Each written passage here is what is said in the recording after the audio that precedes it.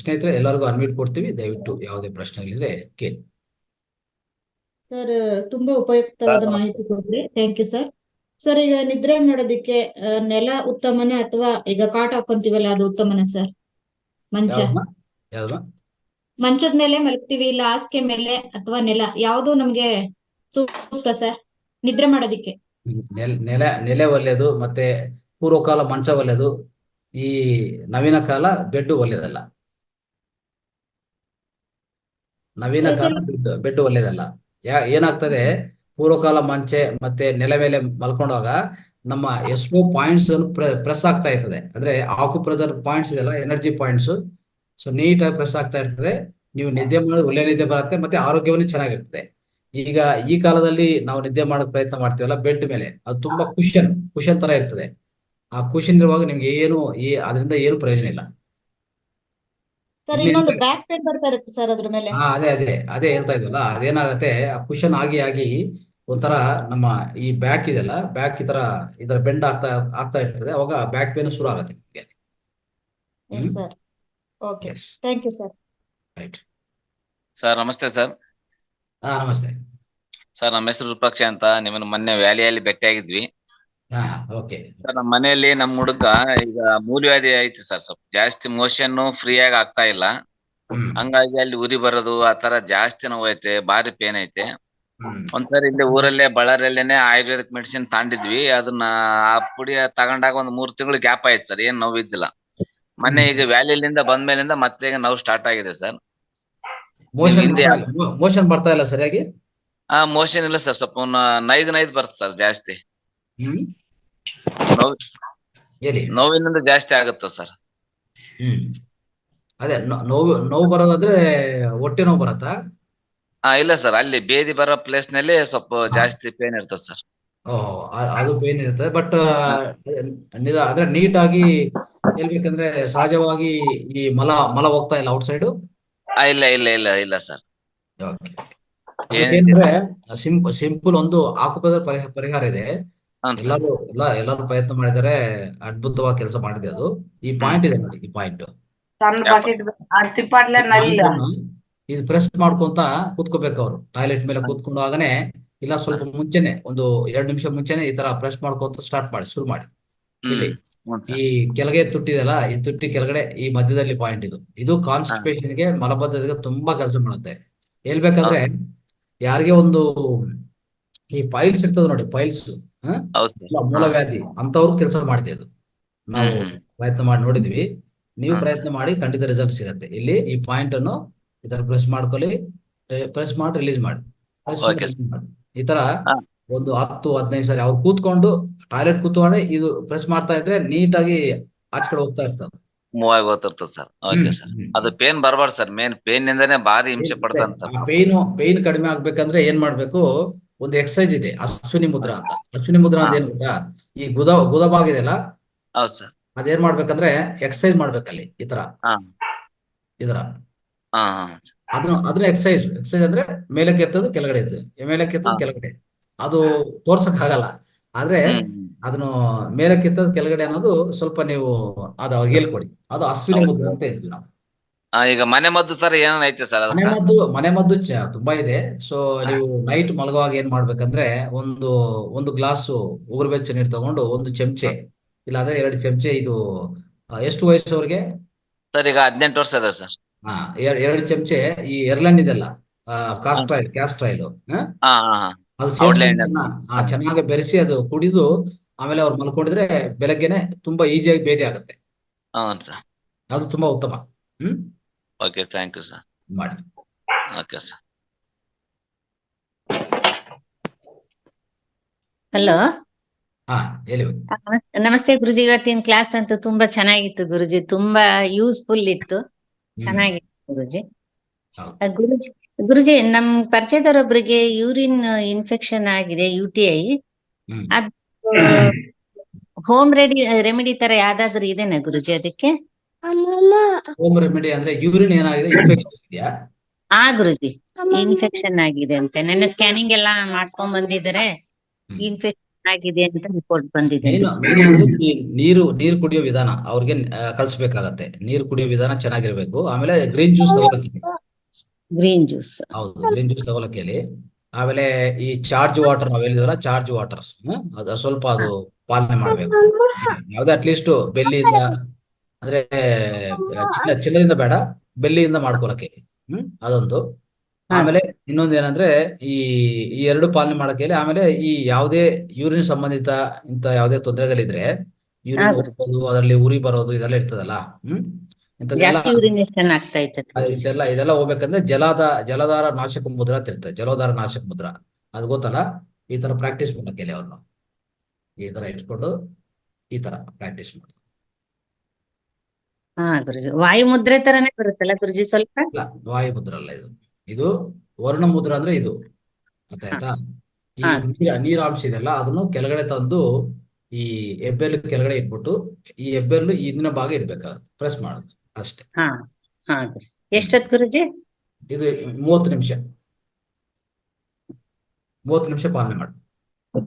30 ನಿಮಿಷ ಪ್ರಾಕ್ಟೀಸ್ ಮಾಡಕ್ಕೆ ಹೇಳಿ. ಬೆಳಗ್ಗೆ ಮಧ್ಯಾಹ್ನ ಸಾಯಂಕಾಲ. ಬೇಗ ಟ್ಯಾಬ್ಲೆಟ್ಸ್ ಏನು ಬೇಡ ಅಲ್ಲ ಗುರುಜಿ? ಏನಮ್ಮ? ಟ್ಯಾಬ್ಲೆಟ್ಸ್ ಬೇಡ ಅಲ್ಲ ಗುರುಜಿ? ಅಂದ್ರೆ ನಿಧಾನವಾಗಿ ಬಿಡಿಬಹುದು ಅವರು. ಇದು ಮಾಡ್ತಾ ಇದ್ರೆ ಅದೇ ಹೋಗತ್ತೆ ಆಟೋಮೆಟಿಕ್. ಅದೇ ಅರ್ಧ ಗಂಟೆ ಒಂದ್ಸರ್ತಿ ಯೂರಿನೇಷನ್ ಪಾಸ್ ಆಗ್ತಾ ಇದೆ ಅಂತ. ಇದು ಮಾಡಿದ್ರೆ ಇದು ಚೆನ್ನಾಗಿ ನಿರೋಧ ಮಾಡುತ್ತೆ. ಸೊ ದೇಹ ಇದು ಪೂರ್ತಿ ಆ ಯೂರಿನ್ ಹೆಚ್ಚಾಗಿ ಹೋಗೋದು, ಪದೇ ಪದೇ ಹೋಗೋದು ಎಲ್ಲ ಅವಾಯ್ಡ್ ಮಾಡುತ್ತೆ ಅದು. ಹಾ ಗುರುಜಿ, ಥ್ಯಾಂಕ್ಸ್ ಗುರುಜಿ, ಥ್ಯಾಂಕ್ಸ್.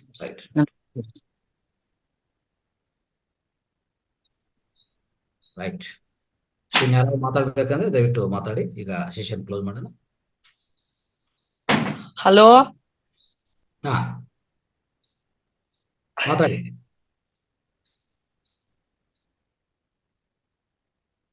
ರೈಟ್. ಸೊ ಸ್ನೇಹಿತರೆ, ಯಾವ್ದೋ ಪ್ರಶ್ನೆ ಇದ್ರು ಇಲ್ಲ ನಿಮ್ಮ ಅನುಭವ ಇದ್ರೆ ಹಂಚ್ಕೊಳ್ಳಿ. ಈಗ ಸಮಯ ಆಸನ್ನವಾಗಿದೆ, ಇನ್ನು 8 ಗಂಟೆ ಆಗ್ತಾ ಇದೆ. ಈಗ ಕ್ಲೋಸ್ ಮಾಡೋಣ ಸೆಷನ್.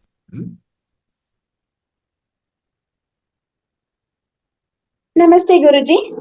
ನಮಸ್ತೆ ಅಮ್ಮ. ಗುರುಜಿ, ಇವತ್ತಿನ ಕ್ಲಾಸ್ ತುಂಬಾನೇ ಚೆನ್ನಾಗಿತ್ತು. ಇವತ್ ನೀವ್ ಹೇಳಿದ್ರಲ್ಲ ಡಯಟ್ ಪ್ಲಾನ್, ಅದು ಸಹ ತುಂಬಾನೇ ಚೆನ್ನಾಗಿತ್ತು ಗುರುಜಿ. ನನ್ಗೆ ಏನ್ ಕ್ವಶನ್ ಇತ್ತು ಅಂತ ಅಂದ್ರೆ, ಈಗ ನೀವು ಬೆಳಗ್ಗೆ ಡಯಟ್ ಪ್ಲಾನ್ ಹೇಳಿದ್ರಲ್ಲ ಗುರುಜಿ, ಬೆಳಗ್ಗೆ 8 ಗಂಟೆಗೆ ಒಂದು ಜ್ಯೂಸ್ ತಗೋಬೇಕು, ಆಮೇಲೆ 10 ಗಂಟೆಗೆ, ಆಮೇಲೆ ಮಧ್ಯಾಹ್ನ ಅಂತ ಹೇಳಿದ್ರಲ್ಲ, ಅದು ಎಷ್ಟು ದಿವಸ ಮಾಡ್ಬೇಕು ಗುರುಜಿ? 3 ತಿಂಗಳು ಅಂದ್ರೆ ಅವರು ರೋಗ ಗುಣಪಡೋವರೆಗೂ ಮೇಡಮ್, ರೋಗ ಗುಣಪಡಿಸ್ಕೊಂಡವರೆಗೂ ಅದು ಪಾಲನೆ ಮಾಡಿ. ಈಗ ಇದೆಲ್ಲಾನು ಯಾಕಂದ್ರೆ ಖಂಡಿತವಾಗಿ ದೀರ್ಘಕಾಲ ರೋಗ ಇರೋವರೆಗೆ ಇದು. ನಿಮ್ಗೆಲ್ಲ ನಾಳೆ ನಾಡಿದೆ ಹೇಳ್ತೀವಿ, ಅದನ್ನು ಪಾಲನೆ ಮಾಡ್ಕೊಳ್ಳಿ. ದೀರ್ಘಕಾಲ ರೋಗ ಇದ್ರೆ ಇದು ಖಂಡಿತವಾಗಿ ಇದು ಗುಣಪಡೋವರೆಗೂ ಅವ್ರ ಅಭ್ಯಾಸ ಮಾಡ್ಲಿ. ಇಲ್ಲ ಅಂದ್ರೆ ತೂಕ ಹೆಚ್ಚಿರೋರು, ತೂಕ ಇಳಿಬೇಕಂದ್ರೂ ಇದು ಪಾಲನೆ ಮಾಡ್ಬೋದು. ಮತ್ತೆ ಗುರುಜಿ, ಈಗ ಒಂದ್ ಸರಿ ಇವಾಗ ಏನ್ ಸ್ಟಾರ್ಟ್ ಮಾಡಿರ್ತಾರಲ್ಲ, ಈಗ ಬೆಳಗ್ಗೆ ಒಂದು ಗ್ರೀನ್ ಜ್ಯೂಸ್ ಸ್ಟಾರ್ಟ್ ಮಾಡಿರ್ತಾರೆ ಅನ್ಕೊಳ್ಳಿ, ಒಂದು ಕೊತ್ತಂಬರಿ ಜ್ಯೂಸ್ ಸ್ಟಾರ್ಟ್ ಮಾಡಿರ್ತಾರೆ. 3 months ಅದೇ ಕಂಟಿನ್ಯೂಟಿ ಇರ್ಬೇಕಾ ಡಯಟ್ ಪ್ಲಾನ್ ಅಲ್ಲಿ, ಅಥವಾ ಚೇಂಜಸ್ ಮಾಡ್ಕೋಬಹುದಾ? ಮಾಡ್ಕೋಬಹುದು. ಗ್ರೀನ್ ಜ್ಯೂಸ್ ಅಷ್ಟೇ. ಆ ಗ್ರೀನ್ ಜ್ಯೂಸ್ ಅಲ್ಲಿ ಕೊತ್ತಂಬರಿ ಮತ್ತೆ ಸೊಪ್ಪು, ಇನ್ನು ಬೇರೆ ಬೇರೆ ಅದ್ರ ಜೊತೆಗೆ ಸ್ವಲ್ಪ ಹಣ್ಣು ಹಾಕೊಡೋದು, ಅದೆಲ್ಲ ನೀವು ಪಾಲನೆ ಮಾಡಿ, ತೊಂದ್ರೆ ಇಲ್ಲ. ಒಂದೇನಂದ್ರೆ ಗ್ರೀನ್ ಜ್ಯೂಸ್ ಬೇಕಾಗತ್ತೆ ಆ ಸಮಯ. ಯಾವುದೇ ತಿನ್ನಬಾರದು, ಯಾವುದೇ. ಮತ್ತೆ ಉಷಾಪಾನ ಅನ್ನೋದು ಅದು ನಾರ್ಮಲ್. ಉಷಾಪಾನ ಅಂತ ನಾವ್ ಹೇಳಿದ್ವಲ್ಲ, ಅದು ಖಂಡಿತವಾಗಿ ಪ್ರತಿಯೊಬ್ಬರು ಯಾವುದೇ ಆಹಾರ ಯೋಜನೆ ಇರಲಿ, 3 ಆಹಾರ ಯೋಜನೆ ಇದ್ರು ಪ್ರತಿಯೊಂದು ಆಹಾರ ಯೋಜನೆಯಲ್ಲಿ ಉಷಾಪಾನ ಕಾಮನ್, ಅದು ಸಾಮಾನ್ಯವಾಗಿರುತ್ತೆ. ಸರಿ ಗುರುಜಿ, ಚೆನ್ನಾಗಿತ್ತು ಗುರುಜಿ ಇವತ್ತಿನ ಕ್ಲಾಸು. ಮೆಡಿಟೇಷನ್ ಕ್ಲಾಸು ನಾಗರಾಜ್ ಗುರುಜಿನು ತುಂಬಾ ಚೆನ್ನಾಗಿ ಮಾಡಿಸ್ತಿದ್ದಾರೆ. ಧನ್ಯವಾದಗಳು ನಾಗರಾಜ್ ಗುರುಜಿ, ನಿಮ್ಗೂ ಸಹ ತುಂಬಾ ಚೆನ್ನಾಗಿತ್ತು ಕ್ಲಾಸ್ ಇವತ್ತಿತ್ತು. ಡಯಟ್ ಪ್ಲಾನ್ ಆಗಿರ್ಲಿ, ಮತ್ತೆ ಮಾರುತಿ ಸರ್ ಮಾತಾಡಿರೋದು ತುಂಬಾನೇ ಚೆನ್ನಾಗಿತ್ತು ಗುರುಜಿ. ಯಾವಾಗ್ಲೂ ಚೆನ್ನಾಗಿರುತ್ತೆ, ಅದೇ ನಮ್ಮ ಪರಿಕಲ್ಪನೆ. ಹೌದು ಗುರುಜಿ, ಗುರುಜಿ ತುಂಬಾ ಹೊಸ ಹೊಸ ವಿಷಯಗಳನ್ನ ತಿಳ್ಕೊಳ್ತಾನೆ ಇದೀವಿ, ಖುಷಿ ಆಗುತ್ತೆ. ಹೌದು. ಅದೇ ನಾವಿರೋದೇ ಅದಕ್ಕೆ ಅಲ್ವಾ, ನಾವು ಹೆಚ್ಚು ಜ್ಞಾನ ಪಡೆಯಕ್ಕೆ, ಆ ಪಡೆದ ಜ್ಞಾನ ಇನ್ನೊಬ್ರಿಗೆ ಹಂಚ್ಕೊಳಕ್ಕೆ, ನಾವು ಪಾಲನೆ ಮಾಡಕ್ಕೆ. ಇಷ್ಟೇ ಎರಡೇ ಕಾರಣಗಳಕ್ಕೋಸ್ಕರ ನಾವ್ ಇಲ್ಲಿ ಇರೋದು. ಇಲ್ಲಾಂದ್ರೆ ನಮ್ಗೆ ಇರೋದ ಕಾರಣ ಏನಿಲ್ಲ. ಸರಿ ಗುರುಜಿ, ಥ್ಯಾಂಕ್ಸ್ ಗುರುಜಿ, ಥ್ಯಾಂಕ್ ಯು. ನಾಗರಾಜ್ ಗುರುಜಿ ಇತ್ತು ಅಂತಂದ್ರೆ ಆ ದಿನ ತುಂಬಾ ಚೆನ್ನಾಗಿರುತ್ತೆ. ಏನಾದ್ರೂ ಕ್ವಶನ್ ಕೇಳೋಣ, ಮಾತಾಡ್ಸೋಣ ಅಂತ ಅನ್ಸ್ತಾ ಇರುತ್ತೆ ಸರ್. ಕೇಳಿ, ಅದಕ್ಕೇನು. ಒಂದು ಕ್ವಶನ್, ಕೇಳಿ. 50 ವರ್ಷ ದಾಟ್ತಾ ಇದ್ದಾಗೆ ಇರಿ ಇರಿ. ಆ ಪುರುಷರಿಗೆ ಪ್ರೊಸ್ಟೇಟ್ ಅಂತ ಒಂದು ಸ್ಟಾರ್ಟ್ ಆಗುತ್ತೆ, ಅಂದ್ರೆ ಮೂತ್ರ ಇದ್ ಮಾಡೋದಿಕ್ಕಾಗಲ್ಲ, ಆತರ ಸಮಸ್ಯೆಗಳು ಇರುತ್ತೆ ಗುರೂಜಿ. ಇದು ಯಾವ ತರ, ಇದ್ರ ಬಗ್ಗೆ ಅದಕ್ಕೆ ಅದಕ್ಕೆ ಬಹಳ ಸರಳವಾಗಿರ್ತಕ್ಕಂತ ಒಂದು ಚಿಕಿತ್ಸೆ ಇದೆ. ಏನಂತಂದ್ರೆ ಒಂದು ಸ್ಪಂಜ್ ಬಾಲ್ ಸಿಗತ್ತೆ, ನೋಡಿದ್ರಲ್ಲ ಈ ಲಾಫಿಂಗ್ ಸಿಂಬಲ್ ಇರುವಂತದ್ದು ಸ್ಪಂಜ್ ಬಾಲ್ ಬರುತ್ತೆ. ಅದನ್ನ ನೀವು ಕೆಳಗಡೆ ಕೂರುವಾಗ ಒಂದು ಬ್ಲಾಂಕೆಟ್ ಹಾಕೊಂಡು ಅದ್ರ ಮೇಲೆ ಕೂರ್ಬೇಕು. ಬ್ಲಾಂಕೆಟ್ ಮೇಲೆ ಆ ಕೂರುವಾಗ ಏನಸ್ನ ಭಾಗಕ್ಕೆ ಆ ಬಾಲ್ನ ಇಟ್ಕೊಂಡು ಕೂತ್ಕೋಬೇಕು. ಎಸ್, ಈ ಬಾಲನ್ನ ಆ ಏನಸ್ ಮತ್ತೆ ಏನು ಗುದ ಮತ್ತು ಗುಹ್ಯದ ಮಧ್ಯ ಭಾಗ ಅಂತ ಹೇಳ್ತೀವಿ, ಆ ಭಾಗಕ್ಕೆ ಇಟ್ಕೊಂಡು ಕೂತ್ಕೊಂಡು 10 ನಿಮಿಷ 15 ನಿಮಿಷ ಚಿನ್ಮುದ್ರೆ ಅಥವಾ ಅಪಾನ ಮುದ್ರೆ, ಈ ಯಾವ್ದಾದ್ರು ಒಂದು ಮುದ್ರೆಯಲ್ಲಿ ಕೂತ್ಕೊಂಡು 10 ನಿಮಿಷ ಅಥವಾ 15 ನಿಮಿಷ 20 ನಿಮಿಷ ಧ್ಯಾನ ಮಾಡೋದ್ರ ಮೂಲಕ ನಾವು ಈ ಪ್ರೋಸ್ಟೇಟ್ ಗ್ಲ್ಯಾಂಡ್ಸ್ ನಲ್ಲಿ ಉಂಟಾಗ್ತಕ್ಕಂತಹ ಸಮಸ್ಯೆಯನ್ನ ಸರಿಪಡಿಸ್ಕೋಬಹುದು. ಮತ್ತೆ ಹಾಗೇನೆ ಯಾರೋ ಕೇಳ್ತಾ ಇದ್ರು ಯೂರಿನರಿ ಇನ್ಫೆಕ್ಷನ್ ಆಗುತ್ತಲ್ಲ ಅಂತ. ಅದಕ್ಕೆ ಏನ್ ಮಾಡ್ಬೇಕು ಅಂತ ಹೇಳಿದ್ರೆ, ಒಂದು ಅಗಲವಾಗಿರ್ತಕ್ಕಂಥ ಒಂದು ಬೌಲ್ ನಲ್ಲಿ ಉಪ್ಪು ಮತ್ತು ಬಿಸಿನೀರು, ಸಾಧ್ಯವಾದ್ರೆ ಒಂದು ಅರ್ಧ ನಿಂಬೆ ಹುಳಿ ರಸ, ನಿಂಬೆ ಹಣ್ಣಿಂದು ಜ್ಯೂಸ್ ಅನ್ನ ಹಿಂಡ್ಬಿಟ್ಟು ಆ ಉಪ್ಪು ನೀರಿನಲ್ಲಿ ಕರಗಿಸಿ ಬೆಚ್ಚಗಿರ್ಬೇಕು. ತುಂಬಾ ಬಿಸಿ ಇರಬಾರ್ದು, ಮೀಡಿಯಂ ಹೀಟ್ ಇರಬೇಕು. ಆ ನೀರಿನಲ್ಲಿ ಒಳಗಡೆ ನಾವು ಕೂತ್ಕೋಬೇಕು. ಕೂತ್ಕೊಂಡು ಏನು ಆ ಯೂರಿನರಿ ಇನ್ಫೆಕ್ಷನ್ ಆಗುತ್ತಲ್ಲ, ಯೋನಿಯ ಮೂಲಕ ನೀರನ್ನ ಒಳಗೆ ಕೆಳ್ಕೋಬೇಕು, ಆ ಉಪ್ಪು ನೀರನ್ನ ಮತ್ತೆ ಹೊರ ಬಿಡಬೇಕು, ಒಳಗೆ ಕೆಳ್ಕೋಬೇಕು ಮತ್ತೆ ಹೊರ ಬಿಡಬೇಕು. ಈ ರೀತಿ ಒಂದು 5 ಬಾರಿ ಮಾಡ್ತಾ ಹೋದ್ರೆ ಮಹಿಳೆಯರಲ್ಲಿ ಯೂರಿನರಿ ಇನ್ಫೆಕ್ಷನ್ ಆಗ್ತಕ್ಕಂಥದ್ದು ಕಡಿಮೆ ಆಗುತ್ತೆ.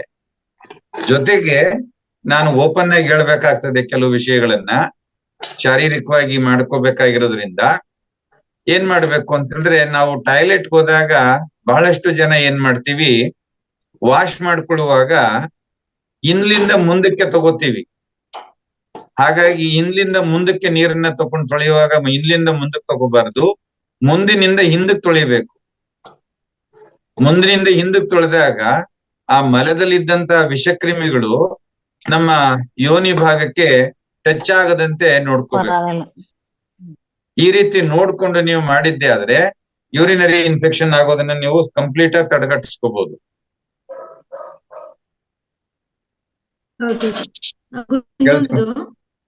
ಹೇಳಿ. ಈಗ ಪ್ರೋಸ್ಟೇಟ್ ಅಂತ ಹೇಳಿದ್ನಲ್ಲ ಸರ್, ಅದಕ್ಕೆ ವ್ಯಾಯಾಮ ಆಸನ ಯಾವ್ದಿರುತ್ತೆ ಗುರುಜಿ? ಅದಕ್ಕೆ ನಾವು ಪ್ರಾಣಾಯಾಮ ಮಾಡುವಾಗ ಅಶ್ವಿನಿ ಮುದ್ರೆ ಪ್ರಾಣಾಯಾಮ ಮಾಡುವಾಗ ನೋಡಿ, ಏನಸ್ನ ಭಾಗವನ್ನ ಉಸಿರು ತಗೊಳ್ತಾ ಪೂರ್ಣವಾಗಿ ಮೇಲೆ ಕೆಳ್ಕೋಬೇಕು, ಉಸಿರು ಬಿಟ್ಟಾಗ ಓಪನ್ ಮಾಡ್ಬೇಕು. ಉದಾಹರಣೆಗೆ ಎಮ್ಮೆ ಮತ್ತು ಕುದುರೆಗಳು ಸಗಣಿಯನ್ನ ಹಾಕಿದ್ಮೇಲೆ ಜಸ್ಟ್ ಅವುಗಳ ಗುದದ್ವಾರವನ್ನ ಗಮನಿಸಿ, ನಿಮ್ಗೆ ಗೊತ್ತಾಗತ್ತೆ ಅವು ಹೀಗೆ ಮಾಡ್ತಾ ಹೋಗ್ತವೆ, ಹೀಗೆ ಆ ಗುದದ್ವಾರವನ್ನ ಹೀಗೆ ಮಾಡ್ತಾ ಹೋಗುತ್ತವೆ. ಸೊ ಈ ರೀತಿ ಈವನ್ ಕಾನ್ಸ್ಟಿಪೇಷನ್ ಹೋಗ್ಲಾಡ್ಸ್ಕೊಳ್ಳೋದಕ್ಕೆ ಮತ್ತೆ ಈ ಏನು ಈ ಪೈಲ್ಸ್ ಆಗುವಂತ ಸಮಸ್ಯೆಯನ್ನ ನಿವಾರಣೆ ಮಾಡ್ಕೊಳ್ಳೋದಕ್ಕೆ, ಮತ್ತೆ ಗುದದ್ವಾರದಲ್ಲಿ ಉರಿ ಬರೋದನ್ನ ತಡೆಗಟ್ಕೊಳ್ಳೋದಕ್ಕೆ, ಗುದದ್ವಾರದಲ್ಲಿ ನೋವಾಗೋದನ್ನ ತಡೆಗಟ್ಕೊಳ್ಳೋದಕ್ಕೆ ಇದು ಅತ್ಯಂತ ಉಪಯುಕ್ತವಾದದ್ದು. ಉಸಿರು ತಗೊಳ್ತಾ ಏನಸ್ನ ಭಾಗವನ್ನ ಗುದದ್ವಾರವನ್ನ ಒಳಗೆ ಕೆಳ್ಕೊಳ್ಳೋದು, ಉಸಿರು ಬಿಡ್ತಾ ಸಡ್ಲ ಮಾಡೋದು. ಈ ರೀತಿ ಒಂದು 15ರಿಂದ 21 ಬಾರಿ ಇದನ್ನ ಮಾಡ್ತಾ ಹೋದ್ರೆ ಒಂದು 40-45 ದಿವಸದಲ್ಲಿ ಇದು ಕಂಪ್ಲೀಟ್ ಆಗಿ ಶಾಶ್ವತವಾಗಿ ನಿವಾರಣೆ ಆಗುತ್ತೆ. ಗುರುಜಿ, ಇನ್ನೊಂದು ಬದ್ಧಕೋನಾಸನ ಅಂತ ಬರುತ್ತಲ್ಲ ಗುರುಜಿ, ಅದು ಹೆಲ್ಪ್ ಆಗುತ್ತೆ? ಅದು ಬದ್ಧಕೋನಾಸನ, ಸುಪ್ತ ಬದ್ಧಕೋನಾಸನ ಇವೆಲ್ಲವೂ ಕೂಡ ಮಹಿಳೆಯಲ್ಲಿರ್ತಕ್ಕಂತಹ ಈ ಮುಟ್ಟಿನ ಸಂದರ್ಭದಲ್ಲಿ ಇಂಬ್ಯಾಲೆನ್ಸ್ ಆಗುತ್ತಲ್ಲ, ಕರೆಕ್ಟ್ ಆಗಿ 29 ಡೇಸ್ ಆಗೋದ್ರ ಬದಲು ಕೆಲವರಿಗೆ ಬಿಫೋರ್ ಆಗುತ್ತೆ ಅಡ್ವಾನ್ಸ್ ಆಗಿ, ಇನ್ ಕೆಲವರಿಗೆ 2 ತಿಂಗಳು 3 ತಿಂಗಳು ಗ್ಯಾಪ್ ಆಗುತ್ತೆ. ಸೊ ಇದನ್ನೆಲ್ಲ ಹೋಗ್ಲಾಡ್ಸ್ಕೋಬಹುದು. ಮತ್ತೆ ಕಿಡ್ನಿನಲ್ಲಿ ಸ್ಟೋನ್ ಫಾರ್ಮೇಶನ್ ಆಗೋದನ್ನ ತಡೆಗಟ್ಕೋಬಹುದು. ಅಂತವ್ರು ಯೋನಿ ಮುದ್ರಾ ಅಂತ ಹೇಳ್ತೀವಿ. ಹೀಗೆ ಈ ಯೋನಿ ಮುದ್ರೆಯನ್ನ ಹಾಕೋಬೇಕು. ನೋಡಿ ಬೆರಳನ್ನು ಹಿಂಗ್ ತಗೊಳ್ಳಿ, ಈ ಬೆರಳನ್ನ ಹೀಗೆ ಸೇರಿಸಿ ಒಳಕ್ ಸೇರಿಸ್ಬೇಕು ಹೀಗೆ. ಹಾಗೆ ಈಗ ಸೇರಿಸ್ಕೊಂಡು ತೋರ್ ಬೆರಳುಗಳನ್ನ ಎರಡನ್ನು ಸೇರಿಸ್ಬೇಕು, ಮತ್ತೆ ಹೆಬ್ಬೆರಳನ್ನ ಈಗ ಸೇರಿಸ್ಕೋಬೇಕು. ಆರಾಮಾಗಿ ಕೂತ್ಕೊಂಡು ಕಿಬ್ಬೊಟ್ಟೆ ನೇರಕ್ಕೆ ಹಿಂಗ್ ಇಟ್ಕೊಂಡು ಉಸಿರಾಟ ಮಾಡ್ತಾ ಹೋಗೋದು. ಒಂದು 10 ನಿಮಿಷ 15 ನಿಮಿಷ ಯಾವ್ದಾದ್ರು ಅನುಲೋಮ ವಿಲೋಮ ಪ್ರಾಣಾಯಾಮವನ್ನು ಮಾಡ್ತಾ ಮನಸ್ಸನ್ನ ಉಸಿರಿನಲ್ಲಿ ತಗೊಂಡು ಕಾನ್ಸಂಟ್ರೇಷನ್ ಮಾಡ್ಕೊಂಡು ಧ್ಯಾನ ಮಾಡೋದು. ಈ ರೀತಿ ಮಾಡಿದ್ರೆ ಖಂಡಿತವಾಗಿ ನೋಡಿ ಇದರಿಂದ ಯೂರಿನರಿ ಇನ್ಫೆಕ್ಷನ್ ಕ್ಲಿಯರ್ ಆಗತ್ತೆ ಈ ಮುದ್ರೆಯಿಂದಲೂ ಕೂಡ. ಮತ್ತೆ ಮುಟ್ಟಿನ ತೊಂದರೆಗಳನ್ನ ನಿವಾರಣೆ ಮಾಡ್ಕೋಬಹುದು. ಮತ್ತೆ ಆ ಪೀರಿಯಡ್ಸ್ ಅಲ್ಲಿ ಇಂಬ್ಯಾಲೆನ್ಸ್ ಆಗೋದನ್ನ ತಡೆಗಟ್ಕೋಬಹುದು. ಸಾಕಷ್ಟು ಲಾಭಗಳಿದಾವೆ. ಓಕೆ. ಬದ್ಧಕೋನಾಸನವನ್ನ ಮಾಡೋದ್ರಿಂದ ಸಂಪೂರ್ಣವಾಗಿ ನಮಗೆ ಗರ್ಭಕೋಶ ಮತ್ತೆ ಕಿಡ್ನಿ ಇಲ್ಲಿ ಆಗ್ತಕ್ಕಂಥ ಎಲ್ಲ ರೀತಿಯ ದೋಷಗಳನ್ನ ನಾವು ನಿವಾರಣೆ ಮಾಡ್ತೀವಿ. ಅಂದ್ರೆ ಈಗ ಮಹಿಳೆಯರು ಅಂತಲ್ಲ, ಪುರುಷರು ಮಾಡ್ಬೋದು ಬದ್ಧಕೋನಾಸನ. ಯಾರು ಹೇಳಿ? ಅಲ್ಲ, ಬದ್ಧಕೋನಾಸನ ಪುರುಷರು ಮಾಡ್ಬೋದು. ಅವ್ರಿಗೂ ಕಿಡ್ನಿ ಇದೆಯಲ್ಲ, ಅವ್ರಿಗೂ ಕಿಡ್ನಿ ಇರೋದ್ರಿಂದ ಕಿಡ್ನಿ ಬಹಳ ಮುಖ್ಯ. ಅದೊಂದ್ ರೀತಿ ನಮ್ಗೆ ಫಿಲ್ಟರ್ ಹೌಸ್ ಇದ್ದ ಹಾಗೆ. ಸೊ ಹಾಗಾಗಿ ಆ ಫಿಲ್ಟರ್ ಹೌಸ್ ಕರೆಕ್ಟ್ ಆಗಿ ವರ್ಕ್ ಮಾಡ್ಲಿಲ್ಲ ಅಂತ ಹೇಳಿದ್ರೆ ಅವ್ರಿಗೂ ಕಿಡ್ನಿ ಸ್ಟೋನ್ ಫಾರ್ಮೇಶನ್ ಆಗ್ಬಿಡುತ್ತೆ. ಕೊನೆಗೆ ಅವ್ರಿಗೂ ತುಂಬಾ ಕಷ್ಟ ಆಗುತ್ತೆ. ಕೊನೆಗೆ ಡಯಾಲಿಸಿಸ್ ಹೋಗ್ತಾರೆ ಅವರು. ಆದ್ರಿಂದ ಅವರು ಕೂಡ ಮಾಡ್ಬೇಕು. ಪುರುಷರು ಸ್ತ್ರೀಯರು ಎಲ್ಲರೂ ಮಾಡ್ಬೇಕು ಬದ್ಧಕೋನಾಸನವನ್ನ. ಬದ್ಧಕೋನಾಸನ, ಸುಪ್ತ ಬದ್ಧಕೋನಾಸನ ಇವೆಲ್ಲವನ್ನು ಕಡ್ಡಾಯವಾಗಿ ಮಾಡ್ಬೇಕು. ತುಂಬಾ ಧನ್ಯವಾದಗಳು ಗುರುಜಿ. ಆಮೇಲೆ ಈ ಕಿಡ್ನಿ ಆರೋಗ್ಯಕ್ಕೆ ಹೆಚ್ಚು ಮಾಹಿತಿ ನಾವು ಇಂದಿನ ತರಗತಿಯಲ್ಲಿ ಹಂಚಿದ್ವಿ. ಕಿಡ್ನಿ ಸಮಸ್ಯೆ ಮತ್ತೆ ಕಿಡ್ನಿ ಸಮಸ್ಯೆಗಳಿಗೆ ಪರಿಹಾರಗಳು. ಒಂದು ಒಳ್ಳೆ ಪರಿಹಾರ ಅಂದ್ರೆ ಪ್ರತಿಯೊಬ್ಬರು ಪಾಲನೆ ಮಾಡ್ಬೇಕಂತದ್ದು ಈ ಬ್ಲ್ಯಾಕ್ ಟೀ. ಬೆಳಗ್ಗೆನೆ ಸ್ವಲ್ಪ ಬ್ಲ್ಯಾಕ್ ಟೀ, ಒಂದು ಟೀ ಎಲೆಗಳು ಮತ್ತೆ ನಾರ್ಮಲ್ ವಾಟರ್ ಅಷ್ಟೇ, ಅದರಿಂದ ಮಾಡ್ಕೊಳ್ಳುವಂತ ಬ್ಲ್ಯಾಕ್ ಟೀ ಇದೆಯಲ್ಲ, ಅದು ಪೂರ್ತಿ ಪ್ರತಿ ದಿವಸ ಪ್ರತಿಯೊಬ್ಬರು ತಗೊಳ್ಳೋದು ಉತ್ತಮ ಆರೋಗ್ಯ ಇರುತ್ತೆ. ಎಸ್ಪೆಷಲಿ ಪ್ರತ್ಯೇಕವಾಗಿ ಈ ಕಿಡ್ನಿ ಆರೋಗ್ಯ ತುಂಬಾ ಚೆನ್ನಾಗಿರ್ತದೆ. ದಯವಿಟ್ಟು ಇದೊಂದು ಪಾಲನೆ ಮಾಡಕ್ಕೆ ಇದು ಮಾಡಿ, ಪ್ರಾಕ್ಟೀಸ್ ಮಾಡಿ. ರೈಟ್. ಗುರುಜಿ ನಮಸ್ತೆ ಗುರುಜಿ. ಮತ್ತೆ ಗ್ಯಾಸ್ಟ್ರಿಕ್ ಇರೋರ್ ನಮಸ್ತೆ ಗುರುಜಿ, ಗ್ಯಾಸ್ಟ್ರಿಕ್ ಇರೋರ್ ತಗೋಬೋದಾ ಗುರುಜಿ ಆ ಟೀನ? ತಗೋಬಹುದು. ಅಂದ್ರೆ ಗ್ಯಾಸ್ಟ್ರಿಕ್ ಅಂದ್ರೆ ನಿಮ್ಗೆ ಏನೋ ಅದು ಗ್ಯಾಸ್ಟ್ರಿಕ್ ಹೆಚ್ಚು ಮಾಡತ್ತಂತಲ್ಲ, ಅಂದ್ರೆ ಅದರಲ್ಲಿ ಏನು ಶುಗರ್ ಆಡ್ ಮಾಡಬಾರ್ದು. ಶುಗರು ಮತ್ತೆ ಯಾವುದೇ ಅದ್ರಲ್ಲಿ ಸೇರಿಸಬಾರ್ದು, ಅವಾಗ ಏನಾಗಲ್ಲ. ನಿಮ್ಗೆ ಅಂತ ಸಮಸ್ಯೆ ಅಂದ್ರೆ ನಿಲ್ಸ್ಕೊಳ್ಳಿ, ಬಟ್ ಟ್ರೈ ಮಾಡಿ. ಓಕೆ. ಸ್ಟೋನ್ ಇದ್ರೆ ಅದನ್ನ ಯಾವ ತರ ನಾವು ಇದು ಮಾಡ್ಬೋದು ಗುರುಜಿ? ಯಾವ್ದು? ಈಗ 12 mm ಕಿಡ್ನಿಯಲ್ಲಿ 12 mm ಸ್ಟೋನ್ ಇದೆ ಅಂತಂದು ಹೇಳ್ಯಾರ ಗುರುಜಿ. 12 mm ಅಂದ್ರೆ ಅದೇ. ಈಗ 12 mm ಇರುವಾಗ ನೀವು ಅದು ಒಂದೊಂದು ಏನಾಗತ್ತಂದ್ರೆ ಅದು ಅದರಿಂದ ರಕ್ತ ಬ್ಲೀಡ್ ಆಗೋದು ಎಲ್ಲ ಆಗ್ತಾ ಇದ್ರೆ ಅವ್ರು ಏನ್ ಮಾಡ್ತಾರೆ, ಅದು ಸ್ವಲ್ಪ ಬ್ರೇಕ್ ಮಾಡ್ತಾ ಬರ್ತಾರೆ. ಓಕೆ. ಇಲ್ಲ ಅಂದ್ರೆ ನೀವು ಖಂಡಿತವಾಗಿ ನಮ್ಮ ಮನೆ ಮದ್ದುಗಳೇ ಈಗ ಹೇಳಿದ್ವಲ್ಲ, ಕಿಡ್ನಿ ಮುದ್ರೆ ಇಂಥದೆಲ್ಲ ಪಾಲನೆ ಮಾಡ್ಕೋಬಹುದು. ಮತ್ತೆ ಅಲ್ಲ, ಅದು ಇನ್ನೊಂದಾಗತ್ತೆ ಸರ್. 12 mm ಇದ್ದಾಗ 12 mm ಇದ್ದಾಗ ಅದಕ್ಕೆ ಮನೆ ಮದ್ದುಗಳು ಹೆಚ್ಚು ಕೆಲಸ ಮಾಡೋದಿಲ್ಲ. ಅದಕ್ಕೆ ಮೆಡಿಕಲ್ ಟ್ರೀಟ್ಮೆಂಟೇ ಬೇಕಾಗುತ್ತೆ. ಅವರು ಶೂಟ್ ಮಾಡಿ ತೆಗಿತಾರೆ, ಅಥವಾ ಇಲ್ಲ ಅಂತಂದ್ರೆ ಇವತ್ತು ಅಡ್ವಾನ್ಸ್ ಆಗಿದೆ, ಮೆಡಿಸಿನ್ ಮುಖಾಂತರನೇ ಕರಗಿಸಿ ಅದನ್ನ ತೆಗಿತಾರೆ. ಇಲ್ಲೇನು ಅಂತಂದ್ರೆ 8 ಒಳಗೆ ಐತೆ ಅಂತ ಗುರುಜಿ ಅದು. ಅದೇ ಏನಾಗುತ್ತೆ ಅಂತಂದ್ರೆ prevention is better then cure. ನಾವು ಮುದ್ರೆ ಮಾಡ್ಕೊಳ್ಳೋದಿರ್ಬೋದು, ಆಸನಾಭ್ಯಾಸದ ಮೂಲಕ, ಪ್ರಾಣಾಯಾಮದ ಮೂಲಕ, ಆಹಾರದ ಮೂಲಕ ನಾವು ಮುನ್ನೆಚ್ಚರಿಕೆಯನ್ನ ತಗೊಂಡು ನಾವು ಮಾಡ್ಕೋಬೇಕು. ತೀರಾ ಈ ರೀತಿ 12 mm ಅದ್ರ ಮೇಲೆಲ್ಲ ಜಾಸ್ತಿ ಹೋದಂತೆ ಅದಕ್ಕೆ ನಾವು ಮೆಡಿಕಲ್ ಟ್ರೀಟ್ಮೆಂಟ್ ತಗೋಬೇಕಾಗತ್ತೆ. ಆವಾಗ ನಮ್ಮ ಇವು ಕೆಲಸ ಮಾಡೋದಿಲ್ಲ. ಯಾಕೆಂತಂದ್ರೆ ಅವಕ್ಕೆ ಅದರದೇ ಆದಂತ ಒಂದು ಮಿತಿ ಇರುತ್ತೆ.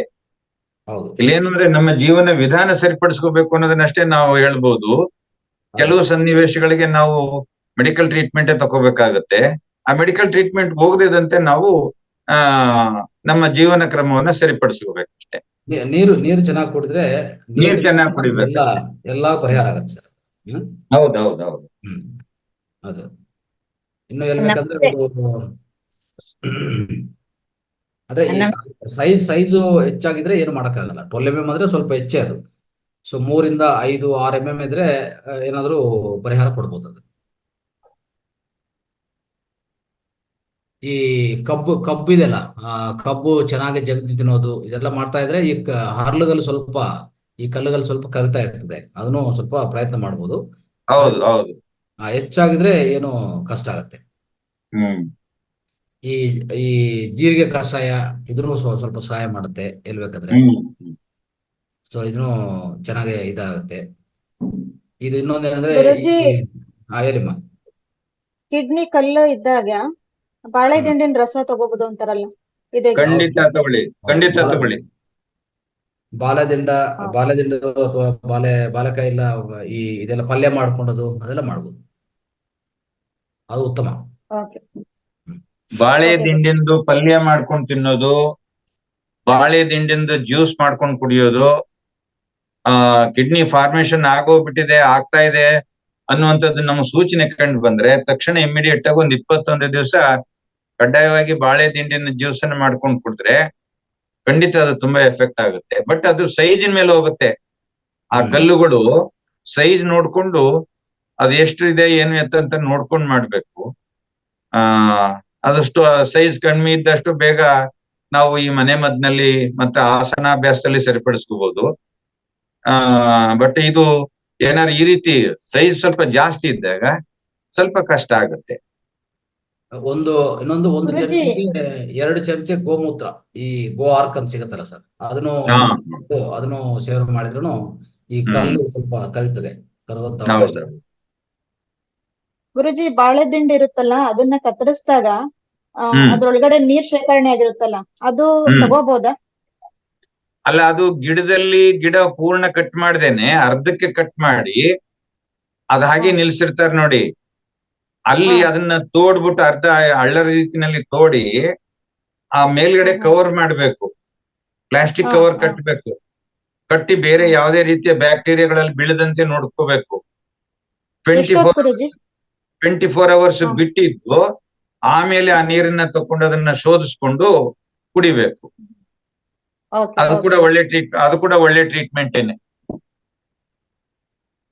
ತುಂಬಾ ಚೆನ್ನಾಗಿರುತ್ತೆ. ಆರೋಗ್ಯಕ್ಕೆ ಅದು ತುಂಬಾ ಎಫೆಕ್ಟ್ ಆಗುತ್ತೆ. ಈ ಮೂತ್ರದ ಉರಿ ಅದಕ್ಕೂ ಸ್ವಲ್ಪ ಗಸಗಸ ಪಾಯಸ, ಅದು ತುಂಬಾ ಸಹಾಯ ಆಗುತ್ತೆ. ಗಸಗಸ ಪಾಯಸ ಅದು ತುಂಬಾ ಸಹಾಯ, ಅದನ್ನು ಮಾಡ್ಕೋಬಹುದು. ಇನ್ನು ಹೇಳ್ಬೇಕಾದ್ರೆ ಪ್ರತಿ ದಿವಸ ಈ ಪುದೀನ ಕಷಾಯ, ಶುಂಠಿ ಕಷಾಯ, ಇಂಥದೆಲ್ಲ ತಗೊಂತಾ ಇದ್ರೆ, ಶುಂಠಿ ಕಷಾಯ, ಪುದೀನ ಕಷಾಯ, ದಾಲ್ಚಿನ್ನಿ ಚೆಕ್ಕ ಕಷಾಯ, ಇವು ಈ ಮೂತ್ರಪಿಂಡ ಸಮಸ್ಯೆಗಳವರಿಗೆ ತುಂಬಾ ಸಹಾಯ ಮಾಡುತ್ತೆ. ಅದು ಮತ್ತೆ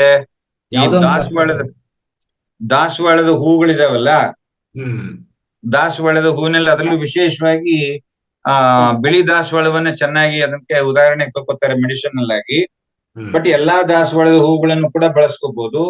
ಆ ದಾಸವಾಳದ ಹೂಗಳನ್ನ ಮಿಕ್ಸಿಗೆ ಹಾಕಿ ಅದ್ರ ಜ್ಯೂಸ್ ಮಾಡ್ಕೊಳ್ಳೋದು, ಅಥವಾ ಅದ್ರ ಎಲೆಗಳನ್ನ ಕಷಾಯ ಮಾಡ್ಕೊಂಡು ಕುಡಿಯೋದು, ಇವನ್ ಮಾಡೋದ್ರಿಂದಲೂ ಕೂಡ ನಿಮ್ಗೆ ಯೂರಿನರಿ ಇನ್ಫೆಕ್ಷನ್, ಗರ್ಭಕೋಶಕ್ಕೆ ಸಂಬಂಧಪಟ್ಟ ಎಲ್ಲಾ ರೀತಿಯ ಸಮಸ್ಯೆಗಳನ್ನ ಈ ದಾಸವಾಳದ ಹೂವು ಮತ್ತು ದಾಸವಾಳದ ಎಲೆಗಳು, ದಾಸವಾಳದ ಹೂವಿಂದು ಜ್ಯೂಸು, ದಾಸವಾಳದ ಎಲೆಗಳದ್ದು ಕಷಾಯ, ಇದನ್ನ ಮಾಡ್ಕೊಳ್ಳೋದ್ರಿಂದ ಖಂಡಿತ ಒಳ್ಳೆ ರಿಸಲ್ಟ್ ಸಿಗುತ್ತೆ.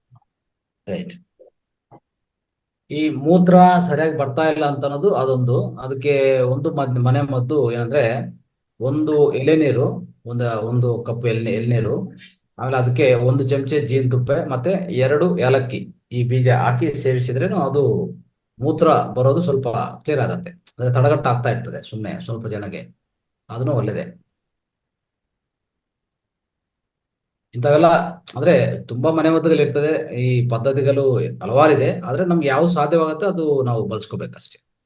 ಮತ್ತೆ ಇನ್ನೊಂದೇನಂದ್ರೆ ಸರ್, ಇಲ್ಲಿ ಒಬ್ಬೊಬ್ಬರ ಶರೀರದಲ್ಲಿ ಒಂದೊಂದು ರೀತಿಯ ವಾತಾವರಣ ಇರುತ್ತೆ. ಹೌದು. ಸೊ ಹಾಗಾಗಿ ಒಂದೊಂದು ಔಷಧಿ ಒಬ್ಬೊಬ್ಬರ ದೇಹಕ್ಕೆ ಇಡಿಸಲ್ಲ. ಹೌದು, ಅವಾಗ ಅದು ನಿಲ್ಸ್ಬೇಕು ಮತ್ತೆ ಇನ್ನೊಂದು ಪ್ರಯತ್ನ ಮಾಡ್ಬೇಕು ಸರ್. ನಾವು ಅದನ್ನ ಸೇವನೆ ಮಾಡುವಾಗ ನನ್ನ ದೇಹಕ್ಕೆ ಯಾವ್ದು ಮೆಡಿಸಿನ್ ಅಡ್ಜಸ್ಟ್ ಆಗ್ತಾ ಇದೆ ನೋಡ್ಕೋಬೇಕು, ನೋಡ್ಕೊಂಡು ಅದನ್ನ ಕಂಟಿನ್ಯೂ ಮಾಡ್ಬೇಕು. ಆ ರೀತಿನಲ್ಲಿ ಇದು ಮಾಡ್ಕೋಬೇಕು. ಮತ್ತೆ ಈ ಕಾನ್ಸ್ಟಿಪೇಷನ್ ಮತ್ತೆ ಉರಿ ಮೂತ್ರ ರೋಗ, ಮತ್ತೆ ಈ ಹೊಟ್ಟೆನಲ್ಲಿ ಏನಸ್ನ ಭಾಗದಲ್ಲಿ ಉರಿ ಆಗ್ತಕ್ಕಂಥದ್ದು, ಮತ್ತೆ ಮೋಷನ್ ಸರಿಯಾಗಿ ಹೋಗದೆ ಇರೋದು, ಇದನ್ನ ತಡೆಗಟ್ಕೊಳ್ಳೋದಕ್ಕೆ ಅತ್ಯಂತ ಉತ್ತಮವಾದಂತ ಒಂದು ವಸ್ತು ಇದೆ. ಯಾವುದು ಕಾಮಕಸ್ತೂರಿ ಬೀಜ, ಹ್ಮ್ ಅದನ್ನ ಸಬ್ಜಾ ಸೀಡ್ಸ್ ಅಂತ ಹೇಳ್ತೀವಿ. ಹ್ಮ್ ಹ್ಮ್ ಹ್ಮ್ ಅದನ್ನ ರಾತ್ರಿ ವೇಳೆ 1 ಸ್ಪೂನ್ ಸೀಡ್ಸ್ ಅನ್ನ 1 ಲೋಟ ನೀರಿನಲ್ಲಿ ಹಾಕಿಟ್ಬಿಟ್ಟು ಬೆಳಿಗ್ಗೆ ಅದು ಪೂರ್ಣ ಅದಷ್ಟು ಅರಳಿ ಅದು ಗಂಜಿ ತರ ಆಗಿರುತ್ತೆ. ಅದಕ್ಕೆ ಸ್ವಲ್ಪ ಸಕ್ಕರೆ ಹಾಕೋಬೇಕು, ಬೆಲ್ಲ ಹೀಟ್ ಆಗುತ್ತೆ, ಬೆಲ್ಲ ಹಾಕೋಬಾರ್ದು, ಮತ್ತು ಜೇನುತುಪ್ಪನ ಸೇರಿಸಬಾರ್ದು. ಇಲ್ಲ ಹಾಗೆ ಕುಡಿತೀನಿ ಅಂದ್ರೆ ತೊಂದರೆ ಇಲ್ಲ, ಕುಡಿಬಹುದು. ಇಲ್ಲ ಅಂದ್ರೆ ಸ್ವಲ್ಪ ಕಲ್ ಸಕ್ಕರೆಯನ್ನ ಪುಡಿ ಪೌಡರ್ ಮಾಡಿ ಹಾಕೊಂಡು ಕುಡಿಯೋದ್ರಿಂದ ಆ ಸಮಸ್ಯೆಯನ್ನು ಹೋಗ್ಲಾಡ್ಸ್ಕೋಬಹುದು. ಖಂಡಿತ. ಒಂದು ಪ್ರಶ್ನೆಗೆ ತುಂಬಾ ಪರಿಹಾರಗಳು ಬಂತು ಈಗ. ಹೌದೌದು. ಪ್ರಶ್ನೆ ಒಂದೇ ಇತ್ತು, ಬಟ್ ಪರಿಹಾರಗಳು ತುಂಬಾ ಬಂತು. ಹಾ, ರೈಟ್. ತುಂಬಾ ಇರುತ್ತವೆ. ನಮ್ ದೇಹಕ್ಕೆ ಮತ್ತೆ ಅವೈಲೇಬಿಲಿಟಿ ಏನಿದೆ ಅದನ್ನ ನೋಡ್ಕೊಂಡು ಮಾಡ್ಕೊ. ರೈಟ್. ಗುರುಜಿ ನೀವ್ ಹೇಳಿದ್ದು ನಿಜ. ಈಗ ಎಳ್ನೀರು ಒಳ್ಳೇದು ಅಂತ ಹೇಳ್ತೀರಾ, ಆದ್ರೆ ಸ್ವಲ್ಪ ಹೀಟ್ ಮೈ ಇರೋರು ಅದನ್ನ ಸೇವನೆ ಮಾಡಿದಾಗ ಅದವ್ರಿಗೆ ಇನ್ನೊಂಥರ ಎಫೆಕ್ಟ್ ಬೀರುತ್ತೆ. ಉದಾಹರಣೆಗೆ ನಾನು ಒಂದ್ಸಲ ಕುಡ್ದಾಗ ಶೀತ ಆಗುತ್ತೆ, ಆತರ ಆಗುತ್ತೆ ಗುರುಜಿ. ಯಾವ್ದು ಎಲ್ಲಿ ಅಂದ್ರೆ ವಾತಾವರಣ, ನಮ್ಮ ಅಟ್ಮಾಸ್ಫಿಯರ್ ಹೇಗಿರುತ್ತೆ ಅದ್ರ ಮೇಲೆ ಡಿಪೆಂಡ್ ಆಗುತ್ತೆ. ಹಾ. ಈಗ ಬೇಸಿಗೆ ಕಾಲದಲ್ಲಿ ಆಗಿದ್ರೆ ಬೆಳಿಗ್ಗೆನೆ ಕುಡಿಬಹುದು. ಈ ಚಳಿಗಾಲ ಮತ್ತು ಮಳೆಗಾಲ ಇದ್ದಾಗ ಆವಾಗ ನಾವು ಬೆಳಿಗ್ಗೆ ಖಾಲಿ ಹೊಟ್ಟೆ ಕುಡಿದ್ರೆ ಅದು ಸ್ವಲ್ಪ ವ್ಯತ್ಯಾಸ ಆಗುತ್ತೆ. ಅದು ಸ್ವಲ್ಪ ಬಿಸಿಲು ವಾತಾವರಣ ಇದ್ದಾಗ ಅದು ತುಂಬಾ ಒಳ್ಳೇದಾಗುತ್ತೆ, ತೊಂದರೆ ಇಲ್ಲ. ಮತ್ತೆ ಖಾಲಿ ಹೊಟ್ಟೆಗೆ ಎಳ್ನೀರು ಕುಡಿದ್ರೆ ಕೆಲವರಿಗೆ ಎಸಿಡಿಟಿ ಜಾಸ್ತಿ ಆಗ್ಬಿಡುತ್ತೆ, ಕ್ರಿಯೇಟ್ ಆಗ್ಬಿಡುತ್ತೆ ಆಟೋಮೆಟಿಕ್ ಆಗಿ. ಆದ್ರಿಂದ ಅದನ್ನ ಸ್ವಲ್ಪ 10 ಗಂಟೆಯಿಂದ 12 ಗಂಟೆ ಊಟದ ಮಧ್ಯದಲ್ಲಿ ಕುಡಿಯೋದು ಒಳ್ಳೇದಾಗತ್ತೆ ನೋಡಿ, ಗಮನಿಸ್ಕೊಳ್ಳಿ. ಅದೇ ಅವ್ರು ಗಮನಿಸ್ಕೊಂಡು ಇದು ಬದಲಾವಣೆ ಮಾಡ್ತಾರೆ. ಹೌದೌದು. ಹಾ, ಹೌದು ಗುರುಜಿ. ರೈಟ್. ಥ್ಯಾಂಕ್ ಯು ಗುರುಜಿ. Thank you sir. Okay right. Okay sir, thank you sir. Narayan sir, thank you. Okay sir, ನಮಸ್ತೆ ಸರ್. ನಮಸ್ತೆ ಸ್ನೇಹಿತರೆ, ಎಲ್ಲರಿಗೂ ಧನ್ಯವಾದಗಳು. ನಮಸ್ತೆ. ಇವತ್ತಿನ ಕಾರ್ಯಕ್ರಮ ಮುಕ್ತಾಯ ಮಾಡ್ತಾರೆ. Thank you.